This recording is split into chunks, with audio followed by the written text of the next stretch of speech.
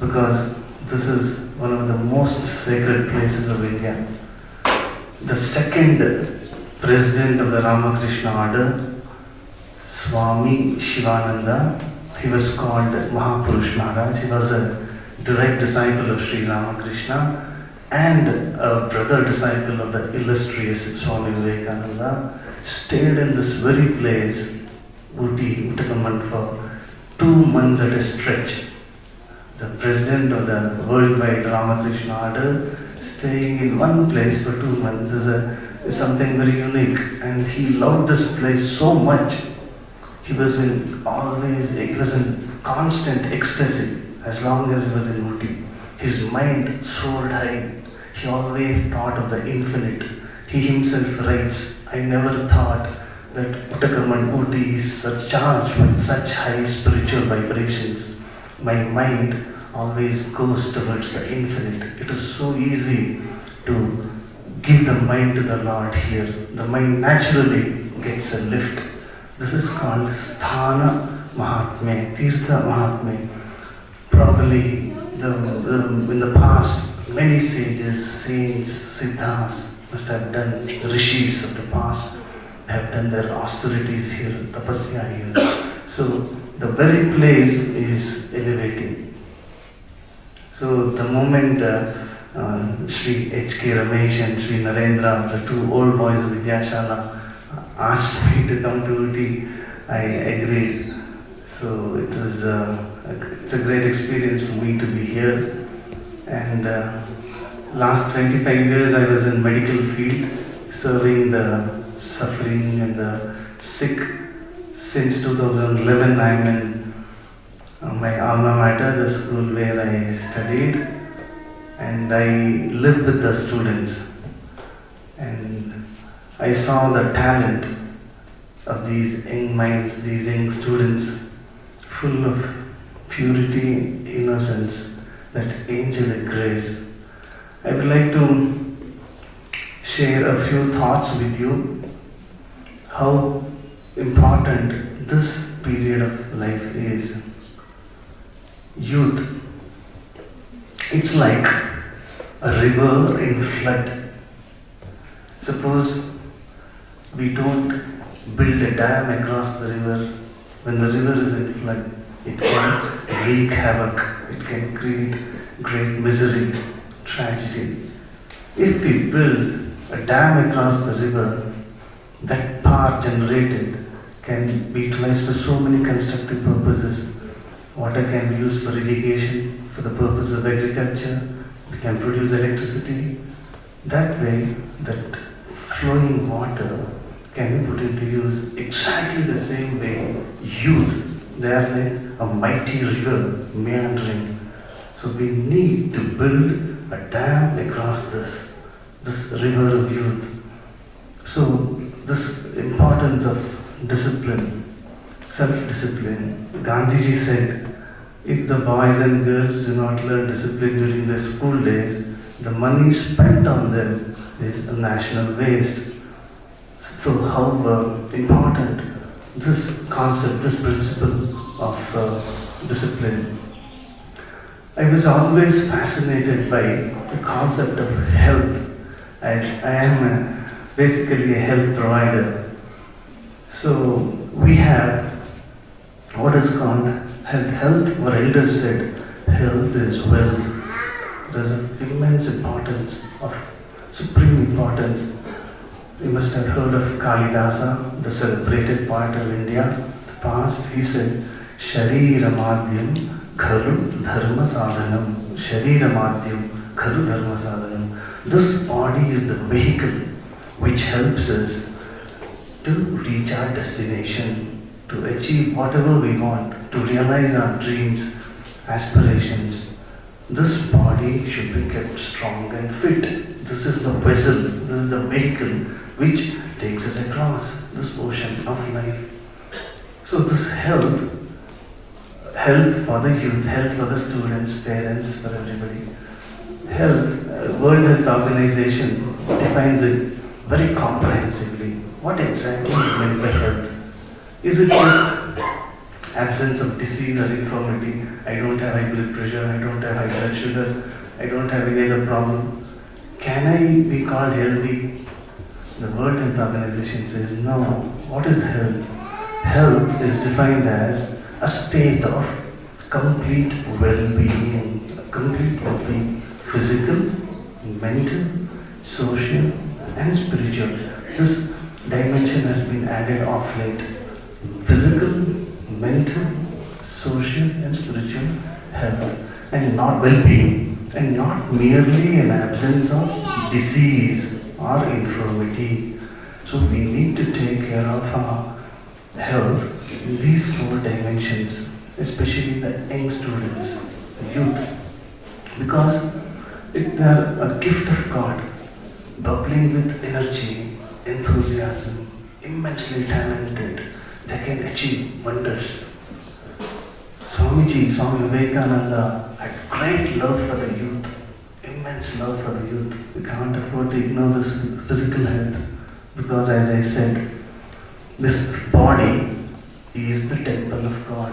This is where the Lord resides. Sri Krishna tells it beautifully in the Bhagavad Gita. We must understand Bhagavad Gita is not a scripture for Hindus or Indians. It's a universal scripture. Just as physics is universal, chemistry is universal, biology is universal, this Bhagavad Gita is a universal scripture. We don't call it Jewish theory of relativity. Einstein gave us the theory of relativity, E is equal to mc squared. We don't call it a Jewish theory of relativity. Isaac Newton gave us the laws of motion. We don't call it Christian laws of motion. They are all universal. Similarly, Bhagavad Gita, Sri Krishna said, Ishvara sarva bhutanam hriddeshe Arjuna tishtati. Arjuna, the Lord, the Supreme Being, dwells in the hearts of all beings. Dwells in the hearts of all beings. So this body, this physical body is the house of God. This lodges the Lord. So we need to take care of our physical health. How to ensure that we keep a good health?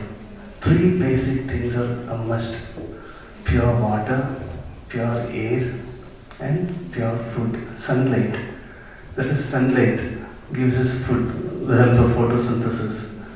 So pure air is so important. Pure water is so important, and pure food. Here in Ooty, this air is absolutely pollution-free and clean.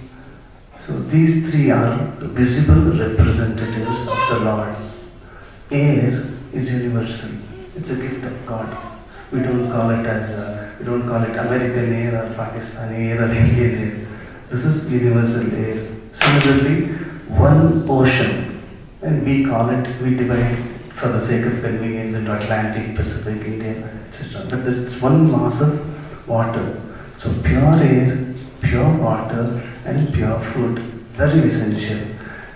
Nowadays, we are tempted by what is called junk food, fast food, which gives us high calories, and we tend to become obese. We tend to put on weight. In order to satisfy our palate, we ignore the basic laws of health. They say hurry, worry, and curry. These are the important causes for ill health. Hurry, constantly in a state of hurry, excitement, worries, always anxious, we fall prey to neurosis and anxiety. And then curry is this, eating hot, pungent food, oily stuffs, deeply fried foodstuffs that gives us a lot of calories. So we need to eat fresh vegetables, natural food. At least 50% of our food must come from natural sources and 50% from cooked sources. And then physical exercises are a must. Morning and evening, say between 6 and 7, at the time of dawn and dusk, the atmosphere, the nature is very serene, tranquil. The nature is surcharged with divine vibrations. Easily, we can improve our health if we can walk a little, play a little, stroll a little, say for 1 to 2 kilometers, depending on one's cardiac status, in the midst of natural scenery, lush greenery has a great soothing effect. When we live on the lap of Mother Nature, our stress disappears. Stress has become a pandemic. It's a universal problem. Everyone who has taken up this human body is under stress. Some kind of stress plagues us all. So how to get rid of this stress and strain? If we can spend some time in the mornings and evenings on the lap of Mother Nature, where there are beautiful natural surroundings, trees, that improves our health. Because, these trees are great friends of human beings. Sri Krishna said in Bhagavatam, Mahabhagaha means great souls. These trees give us fresh oxygen. They take up our carbon dioxide and give us shade, fruits, everything. They are our lungs. They are the lungs of the atmosphere. So we need to spend some time every day, in morning and evening, in the company of trees, where there is beautiful natural scenery. If we walk there, if we play, our stress disappears. So this is one of the important aspects to remember. We should, even if you are old, till the end we can keep very good health.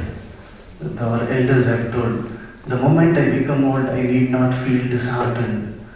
We can remain effective, functionally fit till our old age, right into our old age. So, all that we have to do is take care of the diet, take care of the air we breathe in, food we take, and the exercises. So, physical health is so very important, and body and mind are so closely connected. We call it body-mind complex. A very important subject is psychosomatic disorders, where mind is the seat of the disease. First, mind gets affected and it is reflected on the body. In fact, hypertension, diabetes mellitus, endocrinal disorders, connective tissue disorders, autoimmune disorders, they all have their origin in the mind. So next, that is mental health, emotional health. We need to take care of our emotions. We need to take care of our thoughts. I think all of our young friends are very well acquainted with computers.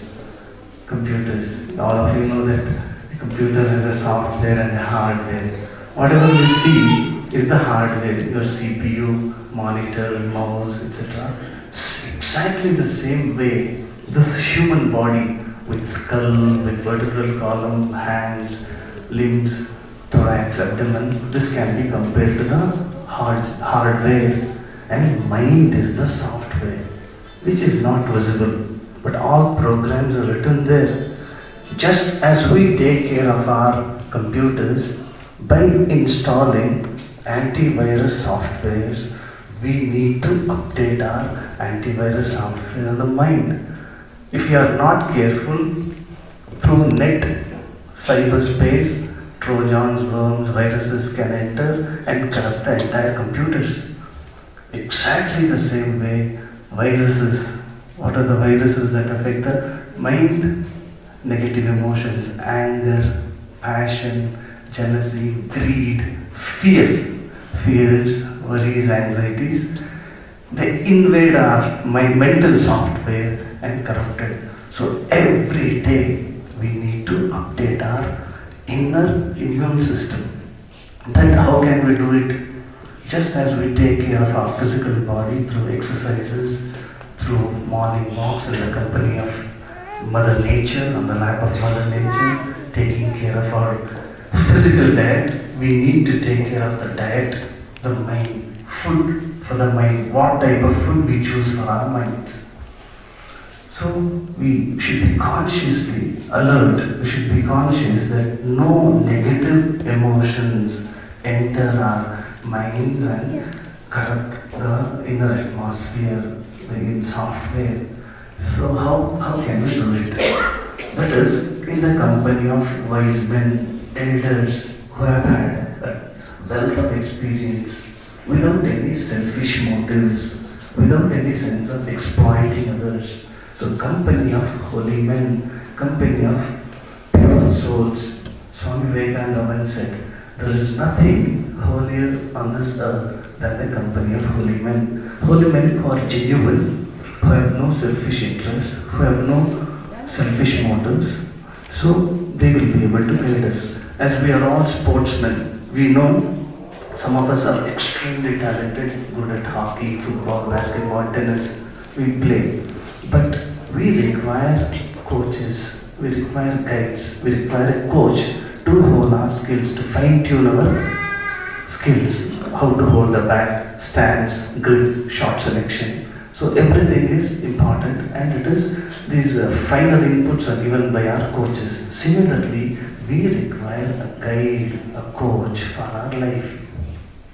And second thing is study of ennobling literature, inspirational literature written by great men, men of wisdom. This just said, nothing inspires us like the biographies of great men. So biographies of great men, every day we must try to read. Or books written by enlightened masters, or great individuals. We have Mahatma Gandhi, we have Bhagavan Ramana Maharshi, Aurobindo, Abraham Lincoln, Albert Einstein.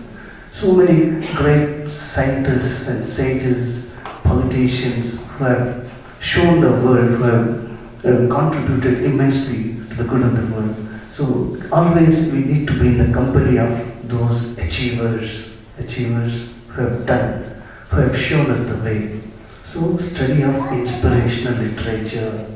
And the third and the most important thing for me is prayer. Always that song, beautiful song I heard, count your blessings. God has given us so many blessings, and He has showered His grace on us. Hundreds and thousands of people are starving today. There are so many people who are blind. There are so many people who are bedridden, paralytic, paraplegic, hemiplegic. They are not able to do anything. They are not able to see, walk, and the very act of breathing becomes laborious. The very act of, suppose somebody has a esophageal carcinoma, laryngeal carcinoma, he can't speak, he can't take food. Somebody has urinary tract cancer, can't answer the nature, calls of the nature. So God has been so gracious to us. He has given us a good body, He has given us a good family, parents, a good school. So we must count our blessings. And an attitude of gratitude we must have. Prayerful attitude, an attitude of humility. Lord, You have given me so much. Though I don't deserve it, I am no small child. Please help me at every step. Make me an instrument in Your hands to do good to the world. That's what Swamiji Vivekananda put it so beautifully. Atmano mokshartham jagadithayacha. I want my own well-being. That is beautiful. I want my well-being. At the same time, jagadithayacha. I must contribute something for the good of the world, because I live in a society, in a community. I don't live on an island. All of us are interdependent. So Lord, make me an instrument to do good to the world. So in this world of uncertainties, in this fast-paced world, when you read newspapers, when you watch television, mind gets depressed. We feel disheartened, discouraged. Is there only bad thing in this world? Is there only evil in this world? No. This world is a mixture of both good and bad. The newspapers, the media, electronic, print, they highlight only the negative issues. So if we devote our time to watching television or doing computer work, mind gets disturbed, the energies get dissipated, we frittering away our energies. So we need to conserve our energies. That is by prayer. Because God is our own. Prophet Muhammad said, God is nearer to us than our own jugular vein. This is the neck vein called jugular vein. God is nearer than the jugular vein. So He is within us everywhere. So we need to have a relationship with God. God is my own. I belong to Him. At every step, I take His help because our psychophysical complex system is very fragile. At every step, we tend to make mistakes. None of us is perfect. So, every step, we may commit mistakes in taking decisions, in acting, reacting, responding. So, we need to seek God's grace, God's blessings, God's guidance. And another important thing is there is what is called journaling. It's a psychological tool.